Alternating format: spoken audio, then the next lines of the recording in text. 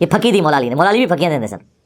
تو وہ اس وقت بھی سامنے ہے. انہوں نے کہا یہ تو بالکل ناسبیت والا نعرہ ہے، بے گناہ بے خطا معاویہ معاویہ، یہ تو ناسبیت ہے اس کے اندر. خیر یہ ویڈیو جب اپلوڈ ہوگی تو کئی لوگوں کے عقدے، کئی صحافیوں کے عقدے بھی حل ہو جائیں گے کہ اصل گیم کیا تھی پیچھے، یہ پگڑیوں کے رنگ چینج کرنے میں اور یہ بے گناہ بے خطا معاویہ نعرہ لگانے میں. بھائی الیاس قادری صاحب کو جماعت بنائے ہوئے 25-30 سال ہو چکے. 1981 میں انہوں نے جماعت بنائی ہے. کبھی کسی کنٹراورشل ٹاپک کو چھیڑا نہیں ہے. اچانک جو ہے وہ آخری عمر میں پہنچ کے انہوں نے جس کو کہتے ہیں چکی کے نیچے ہاتھ دے لیا ہے. یہ بات کر کے کیا ضرورت تھی؟ لیکن پھر وہ گھبرا گئے. ظاہر ہے پھر آپ کو پتہ ہے ریونج جب آیا، ان کی کئی مسجدوں میں درس بند ہو گئے، پنڈی مری کے پی سائڈ پہ. تو آپ کو پتہ ہے وہ مفتی حنیف قریشی صاحب اور ان کے جو وہ شیخ ہیں حسین الدین شاہ صاحب، ان کا کافی انفلوئنس ہے. اس کی وجہ سے ان کے اوپر کافی پریشر آیا. پھر مفتی منیر صاحب نے بھی ان کو سمجھانے کی کوشش کی. الٹیمیٹلی انہوں نے اپنا بیان واپس لے لیا، یہ کہہ کے کہ میں آئندہ یہ نعرہ نہیں لگاؤں گا. یہ نہیں کہا کہ انہوں نے غلط نعرہ لگایا. انہوں نے کہا میرا مطلب تھا کہ ان کی خطا اجتہادی ہے اور چونکہ اس پہ اجر ملے گا، اس کانٹیکسٹ میں میں نے کہا تھا.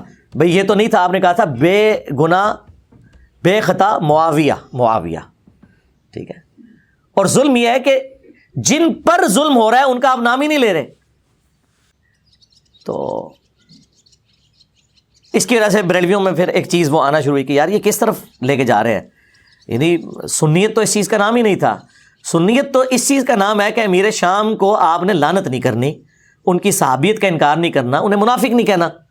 باقی حضرت علی کے مقابلے پہ تو کبھی بھی کسی سنی نے انہیں صحیح نہیں سمجھا، خطا پہ مانا ہے.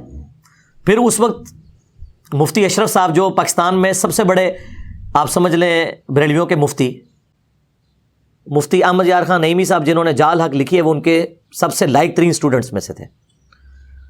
تو وہ اس وقت بھی سامنے ہے. انہوں نے کہا یہ تو بالکل ناسبیت والا نعرہ ہے، بے گناہ بے خطا معاویہ، یہ تو ناسبیت ہے اس کے اندر.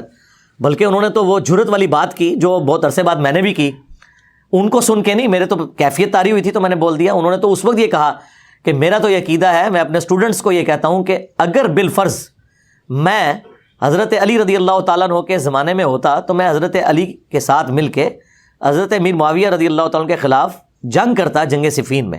جو میرے دل کی بات ہے وہ یہ ہے کہ واللہ اگر کبھی اس زمانے کے اندر ہم موجود ہو یا میں محمد اشرف قادری موجود ہوتا تو میں تلوار اٹھا کے مولا علی رضی اللہ تعالیٰ عنہ کے ساتھ ہوتا اور مولا علی رضی اللہ تعالیٰ عنہ کی طرف سے حضرت امیر معاویہ کے لشکر کے ساتھ میں لڑتا بھی. تو یہ ہمارے عقیدے کا تقاضا. ناصبیوں کا نظریہ کیا ہے کہ جی دونوں مجتہد تھے، ہاں جی اب ہمیں یہ فیصلہ کرنے کا حق نہیں پہنچتا کہ ہم کہیں کہ کس کا اجتہاد صحیح تھا اور کس کا اجتہاد غلط. بے قصور و بے خطا حضرت معاویہ، یہ نعرہ مہم ناصبیت ہے. اس سے ناصبیت کی بو آتی. تو یہ ان کا اچھا یہ سلوگن ان کا اتنا پرانا ہے لیکن کوئی دنیا میں ہلچل نہیں مچی. لیکن جب میں نے بولا ہے نا پھر ہلچل مچی ہے. تو اب آپ کو پتہ چل گیا کہ کس کے بولنے سے فرق پڑتا ہے. لوگ کہتے ہیں جی وہ ڈاکٹر اسرار صاحب اتنا کچھ کیا کرتے تھے، انہیں تو کسی نے کچھ نہیں کہا. آپ کو کیوں کہتے ہیں؟ بھائی ڈاکٹر اسرار صاحب کی وجہ سے ہلچل نہیں مچتی تھی نا. ہم تو جو بات کرتے ہیں ہلچل مچ جاتی ہے. ظاہر ہے کہ آڈینس ہے، لوگ سنتے ہیں اور لوگوں کو پتہ ہے کہ بھئی اس کی روٹی روزی دین کے ساتھ نہیں جڑی ہوئی. 1 روپیہ یہ چندہ لینے کا کسی کا روادار نہیں ہے، کوئی اس کا مدرسہ نہیں، کوئی فرقہ نہیں، کوئی جماعت نہیں. یہ سارے فرقوں کے پیچھے نمازیں پڑھتا ہے، چندے انہیں دیتا ہے. یہ اس سسٹم کا بینیفیشری نہیں ہے. تو یہ بات جب کر رہا ہے تو صحیح بات ہوگی تو اس کا اثر ہوتا ہے. وہ تو پھر جب وہ انہوں نے یہ بات کی تو پھر الیاس قادری صاحب بیک فٹ پہ گئے اور انہوں نے اپنے وہ معاملات جو ہے نا وہ سیدھے کر لیے.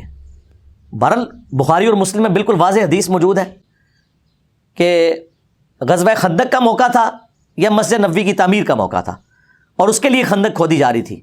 کیونکہ مسجد کی تعمیر کے لیے پہلے بیسمنٹ نکالنے کے لیے آپ کو خندق بھی نکالنی پڑتی ہے نا.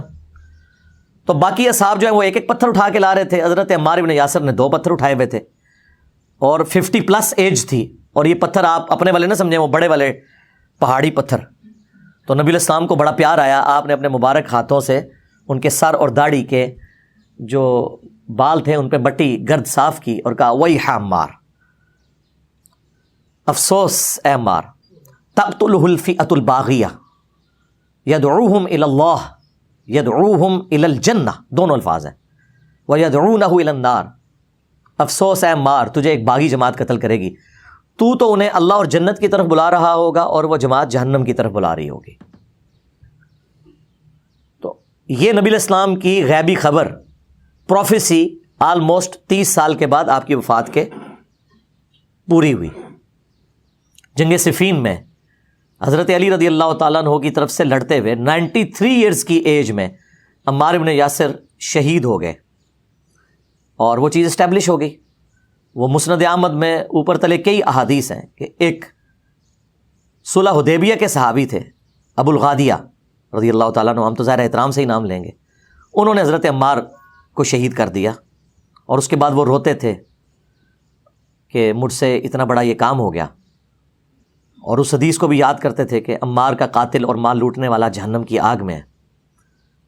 بلکہ حضرت معاویہ کو آ کے عمرو بن عاص نے جب بتایا کہ وہ تو عمار شہید ہو گئے، تو انہوں نے پھر آگے سے کہا کہ تم اپنے ہی پیشاب میں پھسل رہے ہو، یعنی لوگوں کو یہ بات بتاؤ گے تو تم اپنی پیشاب میں پھسل رہے ہو، اپنی کمزوری لوگوں کو ہائی لائٹ کر رہے ہو. ہم نے اسے قتل کیا ہے، اسے تو علی اور اس کے ساتھیوں نے قتل کیا کہ اپنے ساتھ لے کے کیوں آئے تھے اور لا کے ہمارے نیزوں کے آگے پھینک دیا، تو مرنا ہی تھا اس نے، یہ تو علی نے مارا ہے.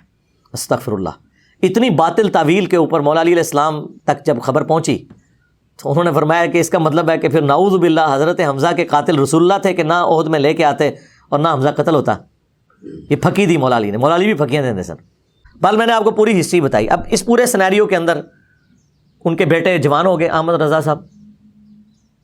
تو ہر بندے کی خواہش ہوتی ہے کہ اس کا اپنا بیٹا ہی آگے آئے، اور میں سمجھتا ہوں اس معاملے میں الیاس قادری صاحب معذور ہیں. صرف الیاس قادری صاحب کو کرٹیسائز کرنا بریلویوں کی طرف سے یا دیوبند کی طرف سے یہ بالکل غلط ہے، یا اہل حدیث کی طرف سے. اس کی وجہ یہ کہ آپ سب کے جو بڑے تھے وہ یہی کچھ کرتے تھے.